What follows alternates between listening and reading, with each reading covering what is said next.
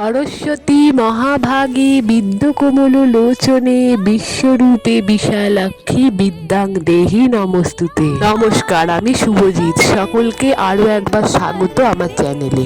আমাদের হিন্দু ধর্মে মা সরস্বতী হলেন সঙ্গীত, শিল্পকলা, বাকযন্ত্র, শিল্প ও বিদ্যার দেবী। আমার এই মা সরস্বতীর দৈর্ঘ্য মাত্র 4.5 ইঞ্চি। আমি এই ছোট্ট সরস্বতী ঠাকুরটা সফট ক্লে অর্থাৎ সুপার ক্লের সাহায্যে বানিয়েছি, যেটা তোমরা মিশো বা ফ্লিপকার্টে অ্যাভেলেবেল পেয়ে যাবে। আমাদের হিন্দু ধর্মে মা সরস্বতী বেশিরভাগই ত্রিভুজা রূপে পূজিত হন। এই ত্রিভুজা মূর্তিতে তার হাতে থাকে বীণা ও পুস্তক। আশা করছি আমার এই ছোট্ট সরস্বতী তোমাদের ভালো লাগবে।